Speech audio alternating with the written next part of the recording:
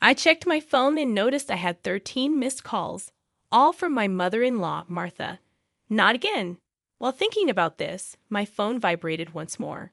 I answered. Hello. Martha sounded angry. Excuse me? Wasn't the allowance for this month supposed to be $3,000? It's overdue. Excuse me, I told you to send the allowance. This month's payment hasn't been deposited yet. Martha ranted, ignoring my situation and only thinking about what she wanted. I was fed up with her. Even in this situation, she doesn't think about what she says and does, right? I have no choice but to go for my last option. I gathered my thoughts and told my phone, your son has passed away, so I can't send an allowance anymore. I'm Jennifer Smith, 32 years old, a busy woman working at a major financial firm and a housewife. I got married about 2 years ago to my beloved husband, Mark, whom I met through our shared hobbies. His kind nature and warm smile drew me in, and we quickly developed feelings for each other. After a year of dating, we got engaged, both convinced that we were the best for each other. We lived together without major quarrels and decided to marry. Everything was smooth until a problem arose. Martha, my mother-in-law. My father-in-law passed away a few years ago, leaving Martha as Mark's only family. The trouble began when I first visited her before our wedding. Nice to meet you, Martha, I said. Martha clearly showed displeasure. So you're Mark's fiancée? Yes, I'm Jennifer Miller. You're a rather plain girl. I wonder what Mark sees in you, huh? I couldn't tell if she was joking or serious. Having such words from my loved one's mother shocked me. Observing my distress, Mark scolded Martha. Hey, Mom, what's with the sudden harsh words? How can you say such things about the person I chose? No, Mark, I'm just trying to pick a suitable woman for you. Pick? I'm the one who chose her. You have no right to interfere. Don't say it in such a cold way. I'm just telling the truth because I care about you. An argument unfolded between mother and son right before my eyes, making the air heavy. As it was my first meeting with Martha, I wasn't in a position to intervene. Despite the lingering awkwardness, we eventually convey our intent to marry. As we were leaving, Martha called out to Mark, sounding somewhat disgruntled. Mark, can I have a word? You're going to keep that promise after you get married, right? What promise? You know, about the allowance? Ah, that. Yes, I'll be sure to take care of that. Can we not discuss it here, please? Well, I was just asking. The tension between my husband and his mother persisted, and discomfort hung thick in the air. In the car on the way home, I questioned Mark about the conversation he had with his mom as we were leaving. Hey, Mark, about the talk you had with your mom. Yeah, I should have told you about it, Jennifer. I'd heard something about an allowance after my dad passed away. I've been sending money to my mom every month. How much? $2,000. What? $22,000? I couldn't help but raise my voice in surprise. He sighed deeply and began to explain slowly. Actually, my mom has a debt. She lost a lot of money at a casino a long time ago, and she's still paying it off. Her health isn't great these days, so she spends a lot of time at home, but she still needs money to live. But $22,000? Isn't that a bit too much? If I try to lower the amount, she keeps calling me over and over. And no matter what, a mother was still a mother. I worry about her living alone. I see Mark is really devoted to his mother, but that makes sense. Since his father passed away, Martha has been the only family he has left. Regardless of her character, she's still his beloved mother. At that time, I only saw my husband as a kind person. 2 months after our wedding, during my lunch break one day, I got a call on my smartphone. The call was from Martha. When I answered with a hello, Martha began to speak cheerfully. Jennifer, long time no see. Can we chat for a bit? Yes. What can I do for you? Well, I was hoping you could start sending me money. Excuse me? I was so taken aback I couldn't find words to respond. However, Martha seemed excited to continue the conversation. You mentioned before that you're working for a financial company, right? That means you have a good salary, doesn't it? Well, not exactly. What? You're lying to avoid giving me money. That's not what I mean. Then what is it? But Martha, you're still receiving financial support from Mark, aren't you? To my question, Martha responded defiantly. So what? Jennifer sternly expressed her feelings.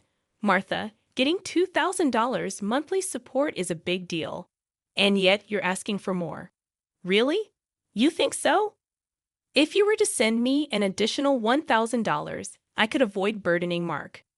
What do you mean by that? Well, I have Mark as a guarantor for my debts. If I fail to make payments, the debt collectors will go after him. Do you understand? But aren't you using part of Mark's $2,000 to pay back the debt? I'm short. I have told Mark, but I have a significant amount of debt. Martha's tone made it clear that this was a fact. Even her husband was unaware of it. With future plans of having children, our expenses were set to increase. On top of that, taking over Martha's debt wasn't an easy task. But if Martha's payments fell behind and the debt landed on Mark, the interest would likely accumulate significantly by then. If I refused to send money, it would eventually become a problem for my husband. It seemed better for Martha to clear her debt now. Reluctantly, I agreed to Martha's proposal. All right, I'll start sending you money. Really? Good God, Jennifer! I knew you would say that. The total, with Mark's contribution, will be $3,000. But this means you can pay off your debt, right? Yes, of course. I should be able to pay it all off in about a year. You promise, right? You'll make sure to pay off all your debts? I get it. So I'll be expecting it from this month onwards. Martha ended the call abruptly. The combination of physical exhaustion from work and this emotional burden only added to my stress. $1,000 a month? That's going to be rough, but it's also to prevent future problems for us. After all, if Martha can't make a living, it will upset Mark as well. That night, I promptly reported the matter to my husband. He told me I didn't have to do this, but I had already given my word to Martha, and it was a decision made for our future well-being. Mark expressed his gratitude and understanding, wearing a sorry expression throughout. Time passed, and 2 years have gone by. The financial support we initially thought would last a year is still ongoing, and even now, we're sending $3,000 every month to Martha. Moreover, about 2 months ago, Mark fell ill and hasn't been able to work. He's on sick leave, receiving disability benefits, but it's much less than his previous salary. Last month, I managed to transfer $3,000 to Martha from my savings. But if this situation continues, it will be very challenging. Shockingly, Martha has not visited her sick son even once, despite informing her about his hospitalization. She doesn't show up and only contacts me to ask, "You're still sending the money, right?" I was furious and decided to talk to Mark about it. Mark, listen. Isn't it wrong that Martha is only concerned about money despite your condition?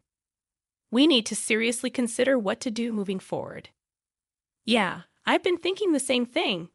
I don't want to put more strain on you, Jennifer. This month, too, she's bombarding me with calls and messages asking if we've sent the money yet. Can you believe it? How could she focus solely on money when her son is unwell? Mark expressed his frustration at his mother, his face showing signs of weariness. Then, with a sudden idea, Mark exclaimed, "I've thought of something. Something unconventional." "What is it, Mark?" I inquired. "Well, this is our last option. I've thought of something beyond my imagination." While it might be considered inappropriate, it appeared to be the only way to get Martha to comprehend. A few weeks later, Mark was discharged from the hospital. Since Martha hadn't responded to any of our messages, we didn't inform her about Mark's release. In the past 2 weeks, Martha had persistently demanded the money. While Mark and I were enjoying a cup of tea, a message popped up on my phone. Upon checking, I saw 13 missed calls from Martha again. As expected, my phone vibrated once more. It was another call from Martha. "Hello!" I responded, activating the speaker microphone so that Mark could also listen. Martha immediately started shouting, "Listen, where's the $3,000 for this month?" "Excuse me," I interjected. "That's right. The money for this month hasn't been transferred yet. Do you realize Mark is now?" I began, but Martha cut me off, saying, I don't care if he's in the hospital or whatever. It's none of my business. You're working at a good place, right? You must have plenty of savings. Hurry it up and transfer it here. Martha was yelling angrily. Eventually, she said something unbelievable. Listen, since you married Mark, if you can't pay, you have to pay me. Understand? If you refuse, I'll make you the guarantor. Got it? At that moment, something inside me snapped. She was openly expressing her demands without considering our situation at all. I had reached my breaking point with her. I had no choice but to resort to the last option. I firmly declared into my smartphone, Mark has passed away. I can't send you any more money. At these words, Martha blurted out, baffled, what? This was the final step that my husband suggested, to lie to Martha about Mark's death and observe her reaction. If she showed any sign of sadness, reflected on her behavior, and apologized, we would continue to support her financially. But as she didn't reflect and demanded money, we would sever ties completely. Deep down, I believed that even someone like Martha would deeply reflect on her actions if she were told that her own son had died. But in the very next moment, Martha burst into loud laughter. Yay, what's so funny? I asked. Well, isn't it obvious? If Mark is dead, that means his inheritance will be distributed to me too. Excuse me. I've been looking into it since I heard that Mark was sick. Listen here, 2/3 of Mark's assets are yours. The 1/3 is mine. I was at a loss for words. I never thought that when she first heard that her son was sick, she wouldn't look into treatment, but into how the inheritance would be divided. My anger surpassed. I was simply dumbfounded. My husband seemed to feel the same way, and as our eyes met, he slowly nodded. This was the signal to continue with the plan. Once again, I spoke firmly to Martha. Martha, did you hear what I said? Mark is dead. I heard. What about it? Aren't you sad your own son passed away before you? You just make sure to send me some. I won't let you get away with not doing it. With a click, the phone line was cut off, and a dial tone echoed. I glanced at my husband and saw that he was shaking, his face riddled with anger. Mark, are you okay? I asked. As I asked, my husband looked into my eyes and said, I'm cutting ties with her. She'll likely come here eventually, demanding money. Let's wait until then, okay? But are you really okay with this? Cutting off ties just like that? I inquired. Yeah, I have no regrets. After that call, she's no mother. My husband's eyes were filled with hatred, and I felt the same way. A person who only thinks about money over her own son's life is not family to me. A few days later, as we expected, Martha came to our house. For the time being, I decided to hide my husband in the next room and deal with Martha myself. Then Martha approached me with a face like a demon. Hey, give me Mark's inheritance right now, she demanded. Again with that. Anything else to say? He's already dead, isn't he? It's pointless to say anything now. You never even visited him. What are you saying? Are you really his mother? You're so annoying. Give me the inheritance right away. I don't mind getting the lawyer. Speaking more would be a waste of time. Just as I thought that, my husband emerged from the next room. Seeing him, Martha let out a startled gasp, as if she had seen a ghost. Mark? Why, weren't you dead? She exclaimed. Long time no see, Mom. Sorry, but the news about my death was a lie. Mark replied calmly. A lie? How could you be so disrespectful? Martha's voice rose. I wanted to confirm your true nature, Mom. I was curious about how you'd handle the allowance if your son died. But you turned out to be a gold digger, just as I suspected, Mark stated firmly. What? How dare you call your mother a gold digger? Martha protested. I'm cutting ties with a toxic parent like you, Mark declared. Martha's mouth was agape at my husband's angry shouts. She could not come to terms with the fact that her own son was severing ties with her. What? What does this mean, Mark? She stammered. It means exactly what I said. I can't consider someone like you as my mother. No way, Mark replied resolutely. Then what about the allowance? Do you really think I would? You're on your own with the debts. "We're moving," Mark announced. "Wait, please. If you do that, what about my living expenses?"